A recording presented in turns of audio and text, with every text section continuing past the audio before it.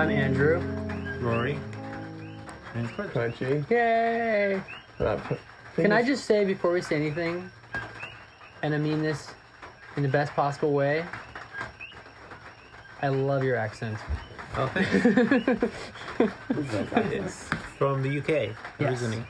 Did you, were you born in England? I was born in Scotland, Scotland. on the Isle of Bute. You were born on one of those little islands. Yeah, Isle of Bute. Where did you grow up mostly? In Scotland for 16 years. 16 years. They put the recording device in a sombrero. So God, I wish you could turntable. take a photo, but my phone is also my camera. Yeah, it's a turntable. That's fine. I think that's not. I think that's It's a better. sombrero. Yeah, it's sombrero. The phone's the podcast is now a sombrero podcast. Hashtag sombrero cast. That's gonna be the thing. Yeah. Sombrero. So you guys have moved. You were housemates, and you have moved since the last place we recorded. Wait, should we introduce ourselves? We already did. Oh, we did? Yeah. I fit that You were part. in a fugue state. Okay, hold on. We watched Interstellar last time. Your name's Krunchi. No, but let me give the record. Let's get the full names. Let's get the full names. Oh, because this is what you did last time. Oh, yeah. Well, this is Crunchy Bits. Crunchy Bits. Not Crunchy Bitch. My brother told me that you told him that's how it's pronounced. It's true. It is pronounced Crunchy Bitch. But I just prefer people call me Crunchy Bits. I just call you Laughter. That's okay, too. Yeah, you call me that. Laughter. Okay, and do Best you friends. want to introduce yourself, or do you want to remain anonymous? Yeah, I'll be anonymous. You want to be anonymous? And yeah, but my name's Rory McLeod. His name is Rory, last name withheld. Yeah. Yeah, not Yeah. McLeese. Rory, not McLeese. Yeah, that's not me. That's someone else. Especially if you're federal government. We should talk about E-Court Kokua because no one talks about it, and I find it so fascinating. That Kakua? E-Court Kokua. And I'm Andrew Crusoe, and I'm eminently Googleable. The author, he's the author. Yeah. And I don't mean that in like a conceited way. I'm just like, there's too many things on Google. Including conceit. Yeah. Okay. Thanks. See, if I come across as like a little bit of a jerk, and then people meet me in person, like, oh, you're so nice. I thought you were a jerk from the internet. It's good to be a jerk, though, right? Is it? I come across too nice. In Yeah, I almost know. He's everything. practicing being a jerk. People take I'm proud. advantage of him. I'm proud. He gets taken A advantage little bit. of. I gotta be Maybe we honest. could do a whole show about trying too hard, man. Well, we should do a whole show about kissing. But God, speaking no, of too speaking soon, of which, man, too soon. no, but speaking of which, okay, I think a major revelation in Crunchy's life. I'm thinking maybe giving up kissing. Wouldn't you have to be kissing in the first place to give it up? It's really mean. It's really mean. I mean, yes, you're right. To give it up, you have to be engaged in it, I guess. No, not really. You could be not kissing and just decide you're not going to kiss anymore. But I'm thinking. Theoretically, yeah, but You're giving up a lot this new year already. You're giving up a lot. I am giving up a lot, but I thought I'd give up kissing for New Year's. It's my New Year's resolution. No more kissing. So no phone, no kissing, Yeah, no phone, and raw organic. no kissing. Maybe raw organic. We'll see about that. You're giving up raw organic? No, we might do another juice fast. Oh shoot! But they're so nice. hard. I don't know if I can do it. They're pretty tough. You did one in July, right? 31 days.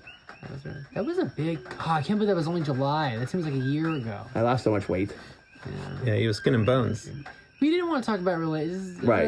Where do we want to go with this one? Oh yeah, Rory's story. We're getting to Rory's story. Oh, how we met. That was it. Yeah, tell the origin story to the audience. This one's gonna be heavily edited. No, don't edit it. Why are you gonna edit it? The audience deserves to understand how something comes The together. whole enchilada. How friendship comes together. Speaking of enchiladas. No, just the part before this. Oh. Now Oh we- my God! Now we're getting Can to we the meat. trust? Can we trust Andrew as the editor of this podcast? I don't know. You're gonna edit all the good stuff out. I've I think so, only had too. to cut out 5 seconds because I split one recording session into 2 pieces. That's not so bad. Yeah. He might be that good. whole thing, the first episode we did, where he was like, I will only record, Rory, it was very funny because you're like, I will only record on one condition, that this episode be released in its entirety tomorrow Without morning editing. without edits. Oh. And you know what? That one was. Oh wow! So, Jesus. you're welcome. Okay. So you guys have known each other for a long time. You go back 10 years. Maybe over 10 years. But it was just a one-day gig. I was a humble, poor sound man. And I was a humble, young cameraman. and we met. And you still do that. I still do that. Have you met? Okay, this is the question everybody wants to know. And I'm going to know if you're lying. I'm going to look in your eyes. Have you met Jeff Probst? No. Damn. Okay. Who? Jeff Probst. Who's that? The host of Survivor, the most famous reality show ever. Because you said you do reality shows. Oh my I God. met Madonna. How was she? I met Prince. Oh, Prince. Oh man. I met a few other people. That's pretty cool. Just interviews normally. Mariah Carey. Oh, nice. I feel like I would enjoy meeting Prince. I think Prince would be pretty cool. You can't meet him anymore. He's dead. Yeah. You know what I mean. Oh. If it was possible. You'll meet him one day. Yeah. He was intense. Yeah. He was intense. I heard he died under mysterious circumstances. You think he was murdered like Bruce Lee? Some people say this. Shit. And not just Bruce Lee. Who else recently they were talking about? Oh, who was talking about? Oh yeah, we Googled it. It was, Bob Marley. Bob Marley.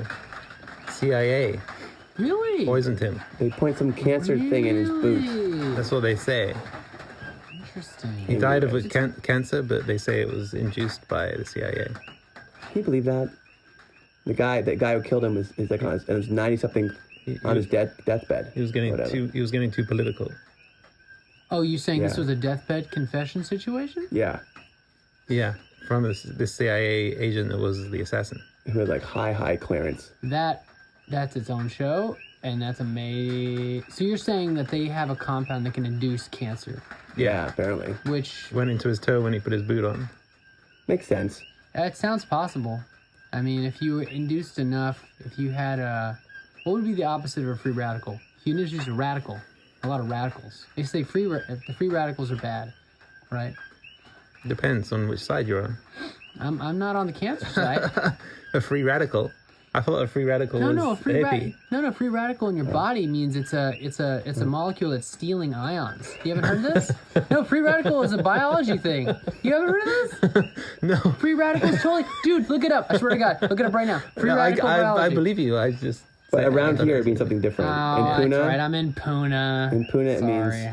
the man's trying to hunt us I down. was surrounded by scientists for a few years of my life, and Yeah. it's No, we're the opposite of scientists, probably. obviously you guys are That's a good artists. title. We're the opposite of scientists. Show title. What are you guys? Opposite of scientists? Oh, by the way, the podcast, since you guys haven't been in a pod, Rory might have been on any podcast for all I know. But you at any point you can shout out show title if someone says something you think should compete as the show title. Oh, okay. Can I if, do like, it now? If you say like a phrase that you feel like should be a show title for Okay. this episode, I think you can only apply to the episode that you're recording at the time. Okay, I have a title. But you can have ideas for future ones. Okay, but I have a title idea. You Okay, ready? go for Are we it. still going? Yeah, 11 minutes in. I shouldn't have said Okay. that. Go on. Okay, the title I propose is the following. The opposite of scientists. Oh man, you were so like seductive in the way you did that. I think I'm gonna have to name it that now. Thank you. Hairless. That is That's how not you a warm up a microphone. You gotta whisper. it's not a better title though than the opposite of scientists. I mean, I think hairless could be episode 2, episode 3, but the opposite of scientists can be more interesting, don't you think? So you guys met a long time ago, and at what prompted me to set up all this equipment took a very long time to record the story. Is I was asking about your origin story. So you guys met like 10 years ago, and then when did you were following each other on Facebook? It sounds like when did those paths cross again? And did you perceive them as crossing again, or was it a surprise? It's an unbelievable story. Okay, It really is. that's why they invented microphones, man. Well, I won't ruin the story because it's Rory's story. But let me just say, I've never met anyone in my life Oh boy. who. Well, I'll just do the practical. The first time they ever took mushrooms, which made a major impact and shift in their existence. The first time they ever took mushrooms, they grew those mushrooms themselves. Oh, I'll just say that. I'll leave the rest to Rory. Is that so? That's how, yeah. That's so cool. I grew some mushrooms Where were you growing them? in Tennessee. Tennessee. Yeah. Yeah, I had a uncontrollable urge just to grow them for some reason. And Did you know anybody who was growing them at the time? No. Didn't know anyone, hadn't taken them before. And all I knew was, maybe I was in a desperate mode or something subconsciously, and they were like, okay, you need to take me so that I can show you something. And so, I spent a couple of months growing them, dried them out. First dose was a 5-gram dose. It's a pretty big dose for first time. Which was, heroic dose. Most people do 3, maybe 2. And whoa, what was that? So I went. That was. And I did it alone at home. It wasn't a party thing. It was like this was almost a ceremonial thing internally, from just on my own though. More of like a getting in touch with something, or And then I found myself like a mess, just like looking in the mirror, and like 1 minute I felt like a god, the next minute I was crying. It was like up and down, like. Didn't know where I was, so then it was and I ended up coming to realization. If we don't move it. Think so? Yeah, just because I'm going to be using a compressor and I'm going to be optimizing for the distance. So you'll never beat this. You'll never beat it. This is like live editing. All right. Sorry, we're having a short discussion over where the microphone's placed. I can't help but interject because I'm a sound man, and I know the difference between this and that. Okay. It's substantial. You know what? It's fine. You can do that. Okay. I don't trust technology. Man, it's live editing. That's why I'm getting rid of technology. You haven't heard it. I have. Really? I have the first episode on there. Okay, so I gotta trust you. If you have a lightning connector thingy, which I forgot. All right, I'll trust you. You can listen to the first episode yourself.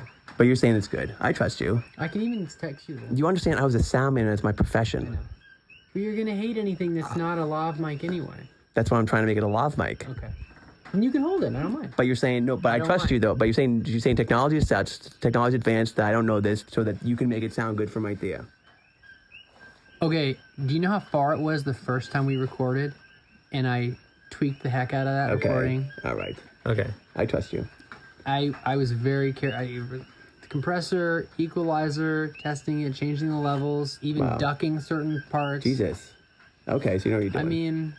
All right, Rory, sorry to interrupt. I don't know as much as you, but you probably know way more. Because we're the opposite of scientists. We're the opposite of scientists. Scientist show title. Yeah. Sorry, I'm so sorry, Rory. I interrupted you That's because Krunchi was moving the equipment. Well, I don't remember where I was. Well, why don't you go back a little bit? Now, why? Can you tell the audience why it was? What had happened that brought you to the point where you were growing mushrooms? What had happened in your life? That's exactly what I was wondering. Way back. Thank you for asking. Yeah. I've been through, Was it related to living in Tennessee? No. Well, partly, I guess. It was mainly probably because of my kids not being able to see them and talk to them. And how many kids do you have? 4. So there's 2 in New Jersey, 2 in California. The twins in California. Oh, wow. And they're basically opposite coasts. Yeah, and the mothers are now best friends, and they've made it super, super hard for me to contact the kids. You feel like they ganged up on you. Well, I don't feel that way. It's basically what's happened. I'm so sorry. I mean, it's like, it's perception. They are the mother of my kids. It's not like I have ever said bad words to the kids about them or anything. And, right. There's a lot of history there, a lot of drama.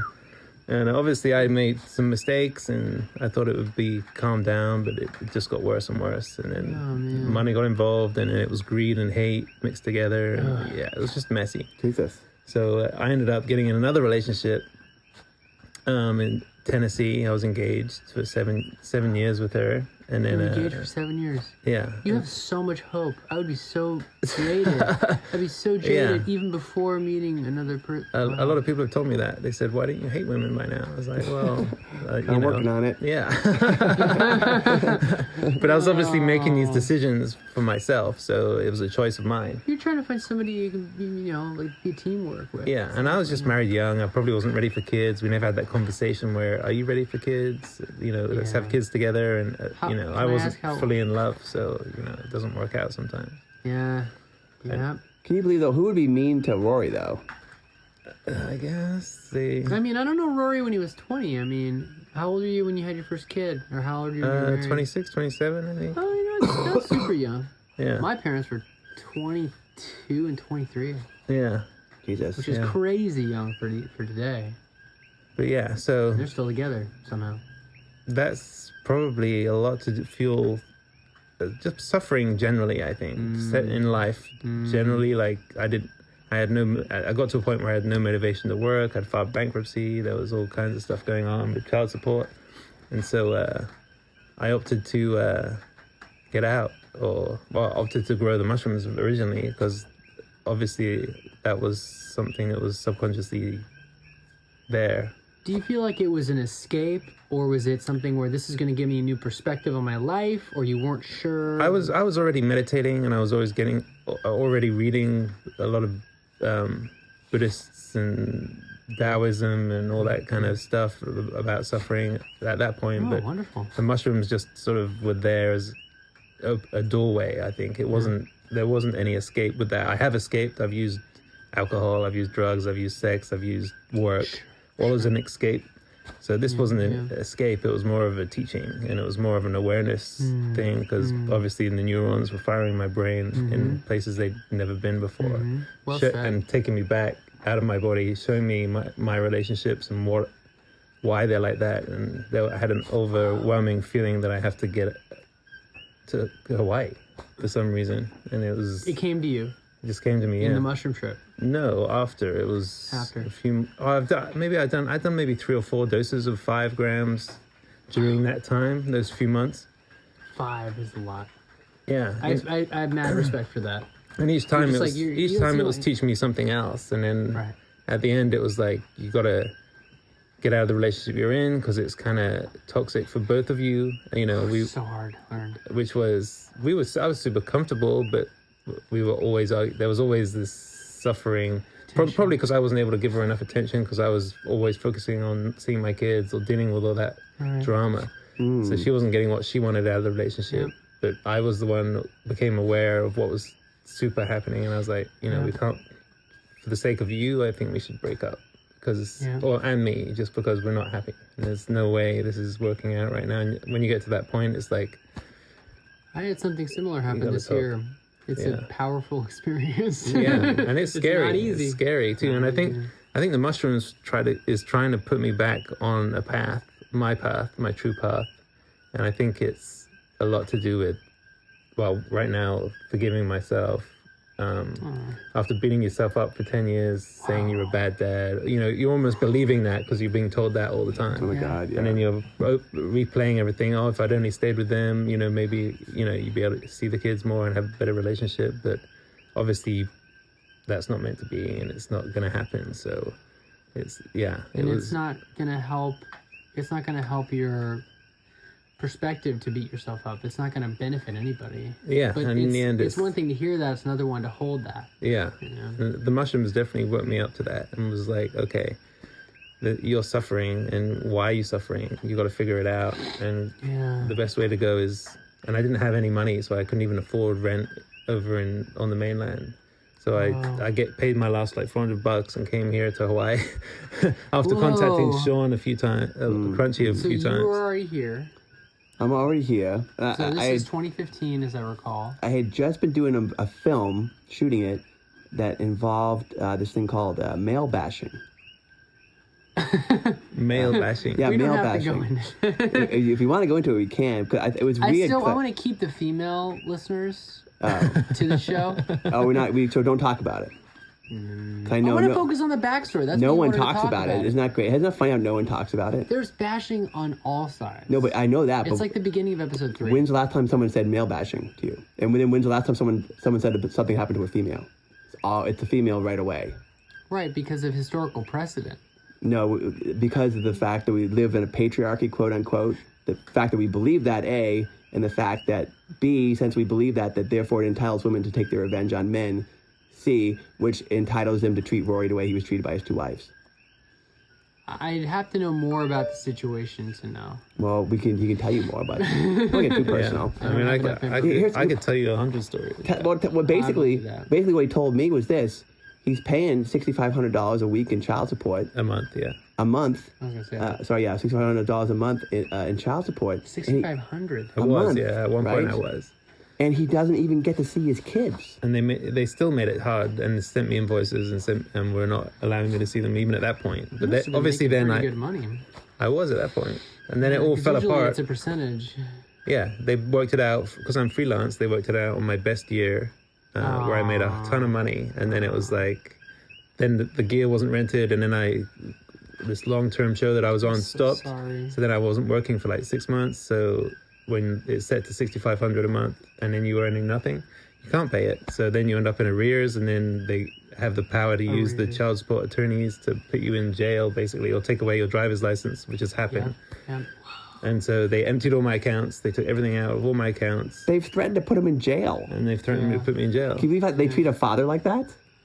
So yeah, and I've loved my kids from the day they were born. Of so course. It's not like I didn't want to be part of their lives. It's just, Does that have like when they turn 18? Does that change? Because I know it depends on the agreement that it does, but basically the alienation is a complicated thing. It's like the kids are almost pawns, and because they've spent so much time with their mom, a lot of the times they'll get brainwashed into not wanting to see you anymore. So they see you as this monster. My kids, luckily my older kids don't, because I've had a relationship with them and kept it up. But the twins are obviously harder to keep in contact with, because the mother's got a ton of money and lawyers up the yin yang and changed their names and done a bunch of stuff.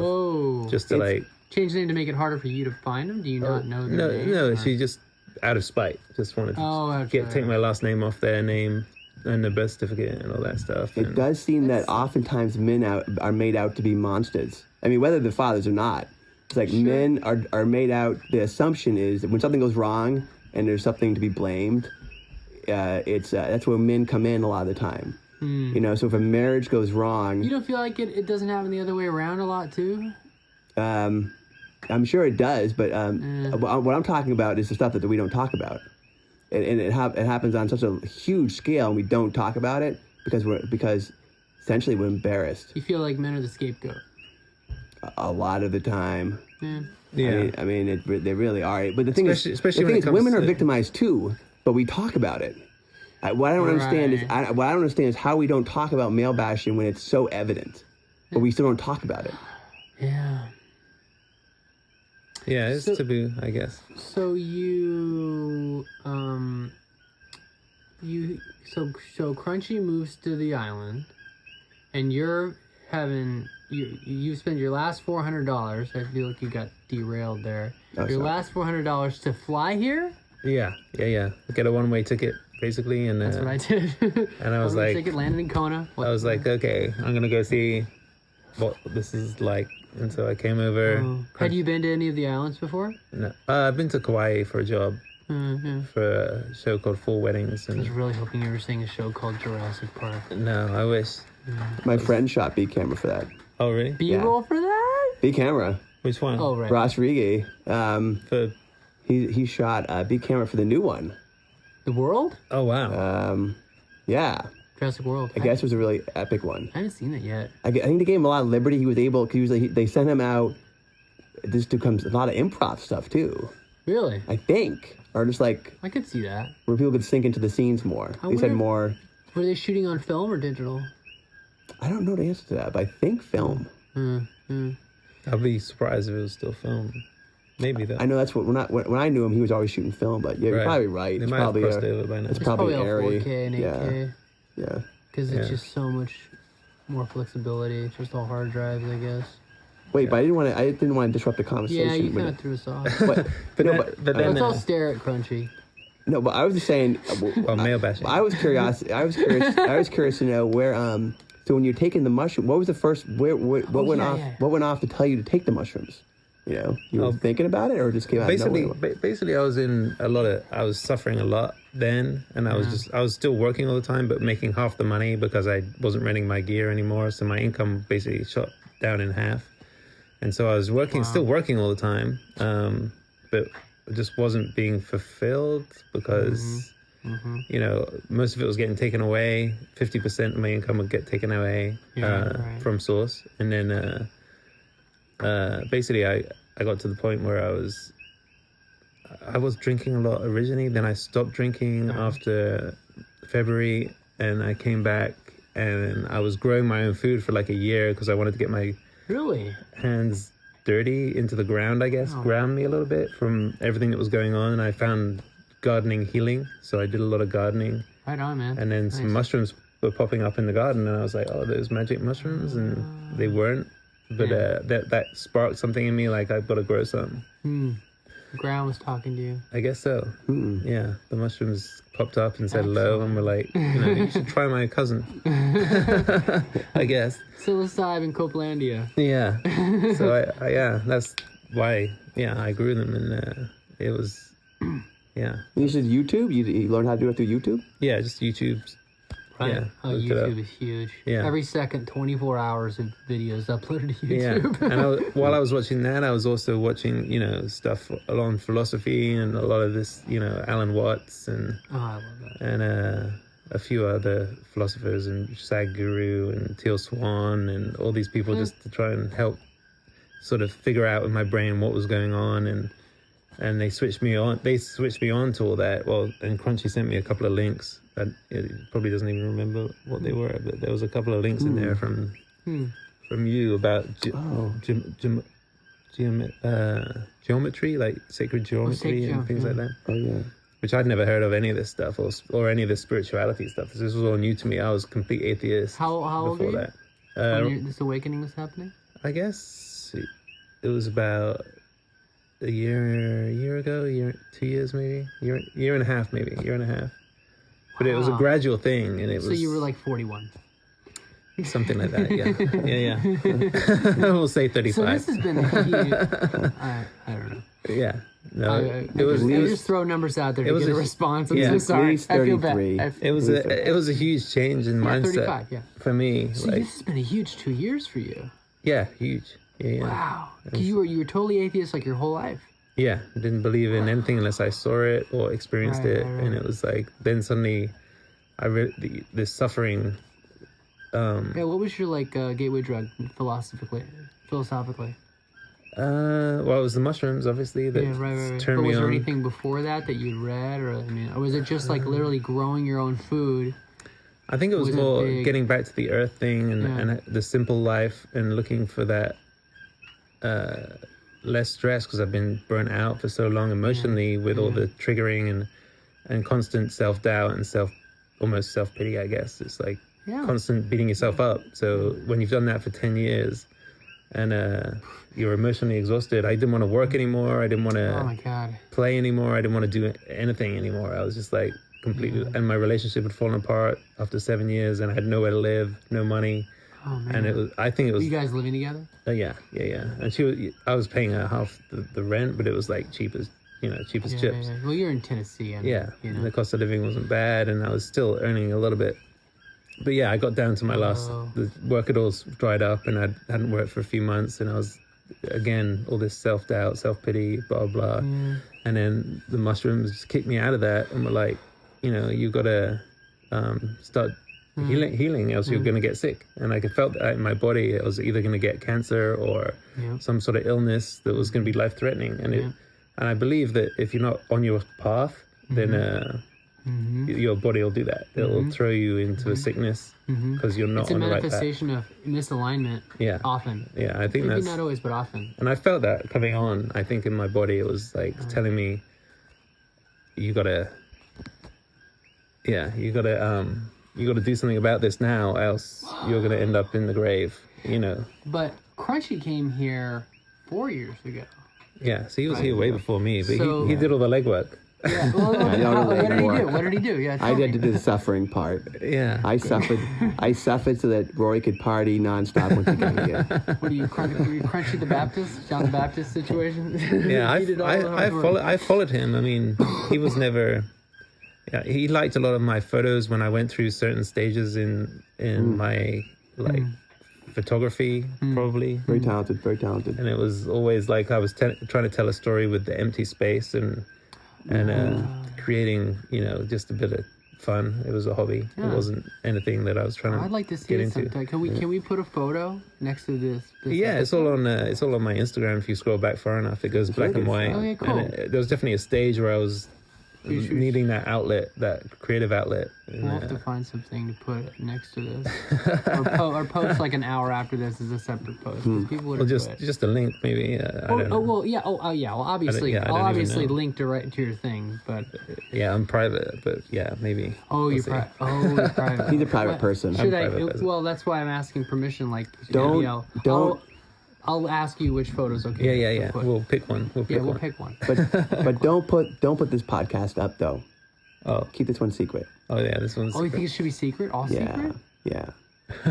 We can keep it to members only. Oh, a members It only. won't be public. Yeah. Do a members only. We could do members only. secret. Just Yeah. put that's a teaser though. Yeah. Keep the secret. I'll keep the secret. We're not scientists and keep the Wait, secret. this whole episode you don't want to put? Well, what do you think? You think we should? I think people would enjoy it. Yeah, because this is like a sequel to the other time, and it's. I'm sorry I haven't got to talk as much. Oh yeah, no Krunchi, I worries. know that's hard for you. It's all right. Well, yeah. Well- Krunchi and I know how to give each other shit. So what's your side of this? What's your side of the story of our meeting? Our meeting? Yeah, when was the first time you noticed? I got excited when Rory started talking about his mushroom experience. I thought that was so amazing, and then I couldn't believe it when he was actually thinking of coming here, because not so many, but here and there you get people who I know they should come over, or they might even be about to, Yeah, you I feel and like it resonates. and they don't come. Yeah. They can't do it or whatever. It's a fate, or I don't know what it is. But then, I thought that was gonna happen with my brother. He had Oh, all these really? intentions. I was like, I don't know if you're gonna do Oh, it because man. he's got a lot of things pulling in different directions. And I was like, it was like middle of August. I'm like, if you're doing this, you got to get your tickets this week because they're gonna go up, and your schedule is so crazy. We already had to move it. It was gonna be the week before that. Jesus. And it came together. So yeah, I feel that feeling. You're We like, both- I don't know if it's gonna happen. we should tell the audience. I suppose that Andrew and I both have brothers by the name of Ryan. Two Ryans. We mentioned it in the show before. Oh, we did mention that. Yeah, it's okay.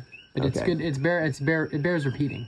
And do you think Ryan's experience, as far as his experience recently, might give him some compatibility or comparison to Rory's experience, potentially? Like an awakening. Without getting too personal? Maybe? This is where I draw the line. Is I don't like to talk about people who are not present because they cannot give consent. What are you talking about? I'm not talking about anything. What were you implying? But yeah. My brother's having a tough time.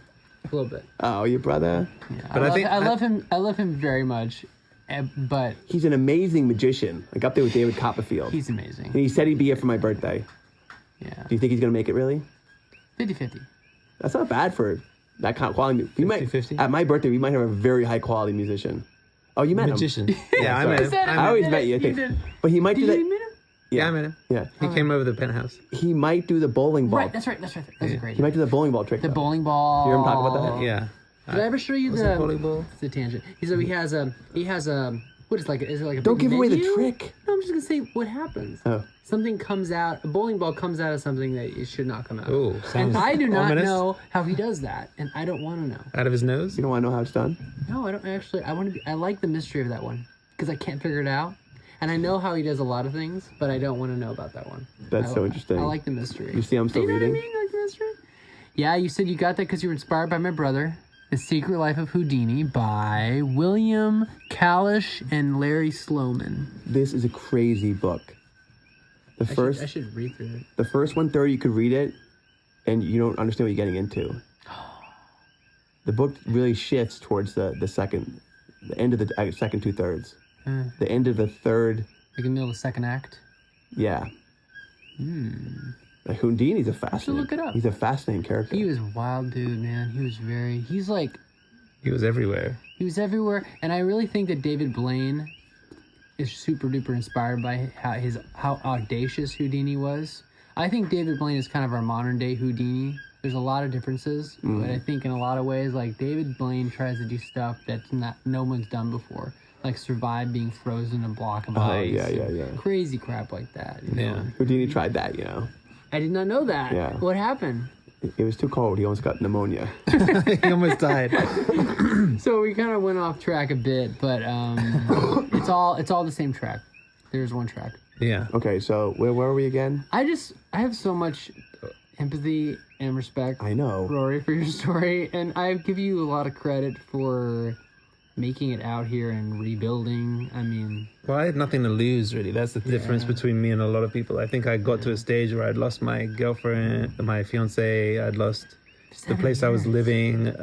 I'd lost pretty much my work was non-existent at the time. It was like I'd lost pretty much my kids. I couldn't see my kids, so I'd lost pretty much everything. So I had nothing to lose. Did you not even have like legal rights? Is it not even okay for you to, or are they just far away? I had legal rights to see the older two and the younger two, I guess, but trying to like paying 50% of your income and have money to visit, and right. Challenging. It was challenging, and they were never making it easy. So whenever I did want to come, I'd have to give them a month's notice, and that's a lot of notice. And it would have to be, it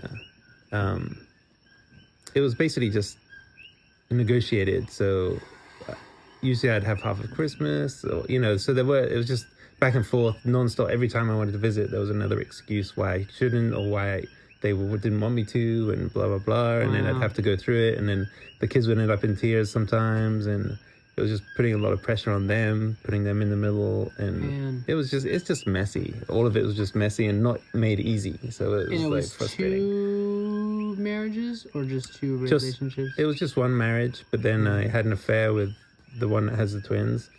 So she got pregnant, during that time. So I had an affair with this makeup artist, and ended up with twins. In the industry. Yeah, get it when I was still married to my wife. But the pregnancy wasn't until after the divorce was going through. But still, it was like, it was a crazy story. You feel like it hurt you? Yeah, I mean, I did. Yeah, for sure. Yeah. I mean, legally, I'd left New Jersey to be with the other woman who was pregnant with my twins. So the fact I wasn't in New Jersey at the time made it super easy for her, obviously, to get full custody. Right. And then I was still with the other one while she was pregnant. So I was getting her through the pregnancy, and I thought I wanted to make it work with her. And so we were working on that, and then ended up in Santa Barbara with her mom because we had no, there was no way of supporting that. You were having trouble with because originally she was in Boston, and then she moved to California. It's a huge move. Which was a huge move. We helped her move because I was still with her. Right. And it was the only option we had, really, was to move in with her mom in Santa Barbara. Whoa. And this is a constellation of back and forth. I can't even imagine. And I wasn't even through with the divorce, or I got hit by a car, and I still would rather have my life right now. Yeah, I mean, it was there. I believe it was there to teach me something. The kids are amazing. Absolutely, you had so many growth lessons and opportunities I haven't had. And I think that awakened me ultimately, and it led to this moment, which is me being here and healing and learning and being in, so living basically a simpler life and figuring out myself and doing a lot of meditation and being a lot more aware of everything. And right now, I've never been so clear about where my life is going. So, but how dare you love 2 women at once? Yeah. Hey, Marcus, our friend Marcus has just approached the door. Marcus, we're doing a podcast. You want to come in and be part of the podcast, or? We're recording a podcast. We're recording a podcast. I have a lady friend over. I actually came over here to use a lighter because I got the spliff. I got a lighter on my butt. But you got to talk into the microphone. Brother wants to borrow a lighter. Tell people what's going on. Hi, I'm Marcus. I got a lady friend over. She wants to smoke a spliff before we get it on. I was coming over here. Wait. Did you say spliff? Yeah. I'm stoked for you. But it's a tobacco-free zone here. This is so.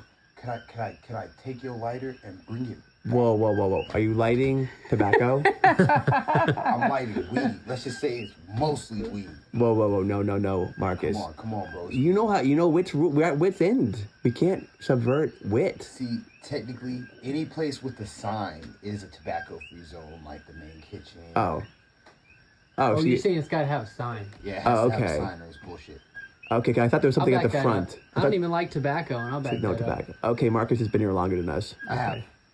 Okay. You can light it, but don't take the lighter. Can we ask you a question before you go? Yes. Can you be on the tape? Okay. Yeah. What's up? What's the question? Okay. Would you be comfortable, even just in the merest littlest detail, whatever is comfortable? What do you want to, Krunchi? No, I want to know more about what might happen with this female, Oh, what your move's gonna be, what's gonna happen. Oh. Are you He's such an alien. You're not willing. I'm gonna smoke this spliff, right? Okay. And then That was in the other place, yeah. Wait. So if the vans are rocking, we shouldn't come a knocking. How long? How long you been seeing this girl? Out of curiosity. this is the first night. Well, this is your first night with this girl. How long have you Whoa. known her? Since Ben's birthday, since November. Wow, this is This epic. is exciting. Okay, we'll let you get to it. Good Do luck. we Be get to, safe, hey, please. do we get to meet her? You got some condoms? No, I'm a virgin. I don't have condoms. I actually do have a condom. What? Yeah, man. Jesus. Jesus, dude, I And- believe in safe sex. Andrew, you carry condoms? You gotta be safe. Andrew, you carrying condoms in our cabin? My listeners are gonna be laughing. You know this is a virgin cabin. Well, too bad, man. Virgin Your only. listeners are actually gonna hear all of this. Yeah. This is Is great. this one all right? This blue one's perfect. All right. My name is Marcus, but got a condom. I'm out. Dude, this is like out. this is just all meant to be. Jesus. If you know where to go, you can get them for free too. At the college. What, the condoms? Yeah. I wouldn't be caught dead with a condom. That's so embarrassing.